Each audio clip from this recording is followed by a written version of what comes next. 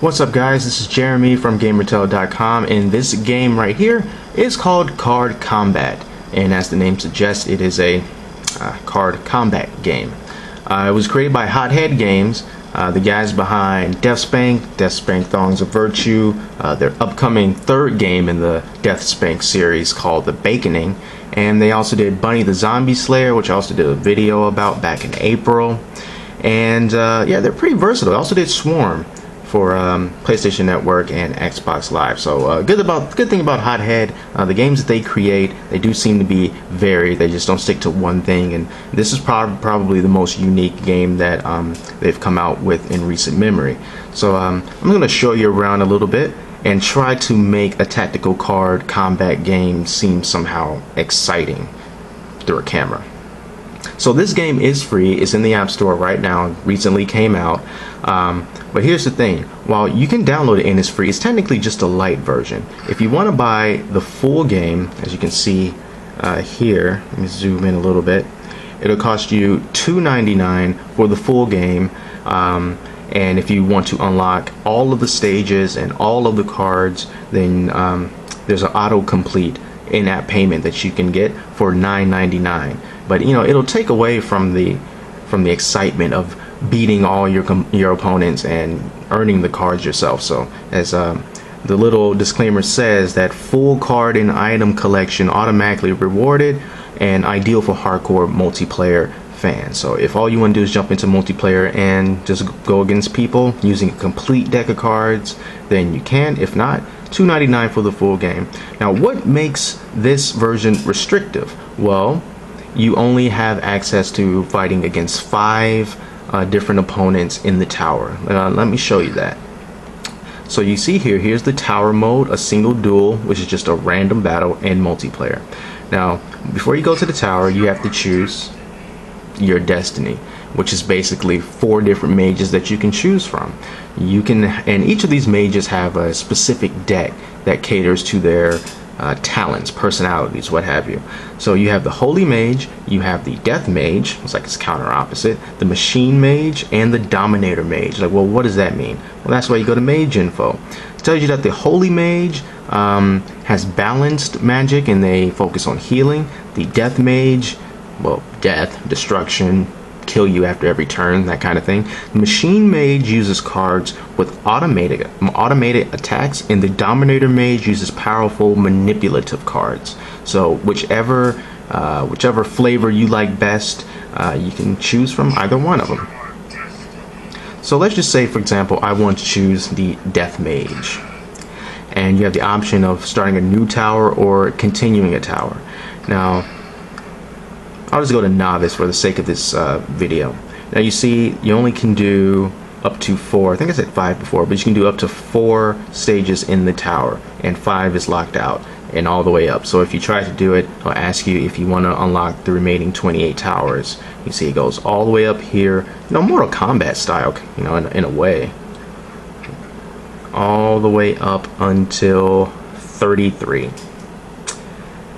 And it's the same thing for every mage that you choose. So let me go back to Death Mage. I'm going to do a continue tower. We're going to go to Novice, and we're going to start. Let's start at stage number 3. The first 2 stages. Well, no, I'll just start at 1. You know, they teach you the basics of card combat, and you know, I think that since I went through it before, it's not going to send me through a tutorial, since I should already know what's going on. So I'm just going to, let me see, I can move this camera back a little bit and try my best to explain what's going on. So you cannot choose from the beginning of the match which cards you're going to use. The game automatically assigns you cards, which can be a bit of a turn off for some people who really want to get really in-depth and strategic with their combat. But at the same time, the game does give you everything that you would need to win the match. So you're not really at a disadvantage, but you kind of are, because you're not allowed to use whatever cards that you want. So all your cards are placed down here. Now you see these numbers right here. You see 30300. That's your mana. Your mana pool is not just put into one big pile. They're separated according to the element of the card. So you can see the first one here is a fire This is where all my fire cards are. And when you go over, this is all my water cards. Over here is the air. Over here is the earth, and all the way to the right are my death cards.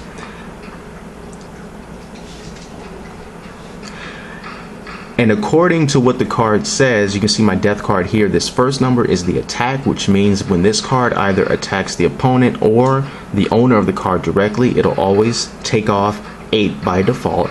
It will cost me 8 of my mana in this specific category here in order to summon the card, and this card has 48 life, so it's probably one of the best cards that I even have right now. But as you can see, there's only one card that I can play, and it's this card here, Servant of Flame. So when you play it, it increases the growth of my fire mana by 1, and it also has 3 attack, it costs 3 to use, and it has 13 life points. So when you want to use this card, you just touch cast, and I wish I hadn't done it so fast, but you can put it wherever you want to on the grid here. And then after I'm done with that, this is the opponent's turn, and he's going to cast Forge, and Forge deals 5 damage to the opponent's cards when it's summoned. So it summoned that, and he just hit my card. So now you can see my card only has 8 points now, as opposed to 13 what he started off with. Now, in order to attack the opponent directly, you see he only has 8 life points. I have 25. Now, if I put a card in any one of these spots instead of right here, whenever I attack, I will attack the owner directly. But if I were to put a card right here, right in front of his card, then I would attack this card until one of us has been defeated. But if I put a card here, here, here, or here, whenever it attacks, it's going to go towards these life points. So the only card that I can use right now is this magic card. There's also magic cards. This is called Arc. Once you use these magic cards, you use them one time and then they're gone. You don't put them on the field. They don't have life points. You just use them according to whatever the cost says, and here's the effect. When I cast this spell, it will deal 6 damage to whatever card I want and 6 damage to the opponent. So I'm going to cast it, little animation there.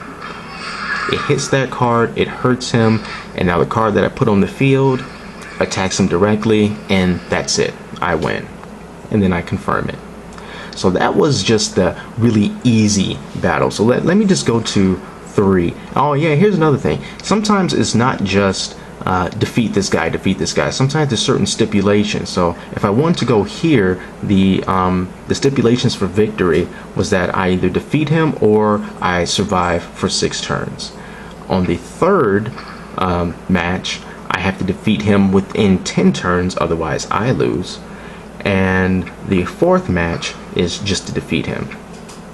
So let's go to 3 here. Let's start this match.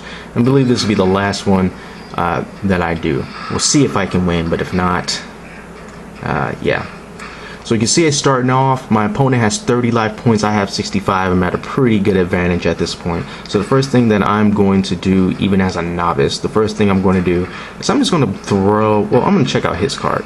This card is going to heal him either between 1 to 6 life points each turn. So I don't want him constantly healing him. So I'm going to throw a card out on him. I'm going to use this card just so I can increase my fire mana on every turn and cast some damage to this guy. So I'm going to put him right here. So as you can see, he automatically started upping my opponent's life points, and he's throwing out this card here, which at the end of every turn, this card sort of turns against the owner because it'll attack them and it'll take off 2 damage. So you can see he attacks me, and now I have to pick another card here. So let's say I'm going to throw out this card, because this card can only be attacked if another card is a regular card. So his fire spells, his water spells, you know, it's not gonna hurt him. So if I put him, I'm gonna put him right here.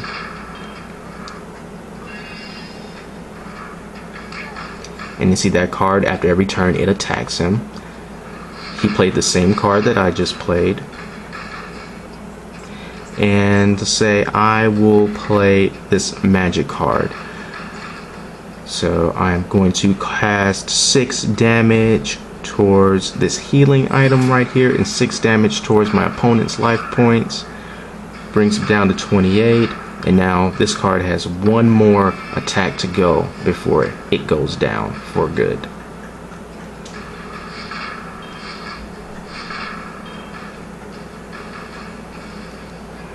Okay, so let's summon another card here. Let's see what we have. It's a sacrificial card. Okay, this will be good. Now I can use this card to replace one of my existing cards. So I can cast this card and say, hey, sacrifice this guy because he's about to die anyway. And this battle will go on for a while, and we're already over 10 minutes in. So yeah, this is just the basics of this game. I'm pretty sure you're probably looking at it and say, well, you shouldn't have did that, you should have did this, and I would agree with you because I totally think I could have went about this in a different way. But yeah, those are just the basics of card combat. You know, the farther you go in the game, the more cards you get, the more strategy that you can put together, even though you can't customize your own deck.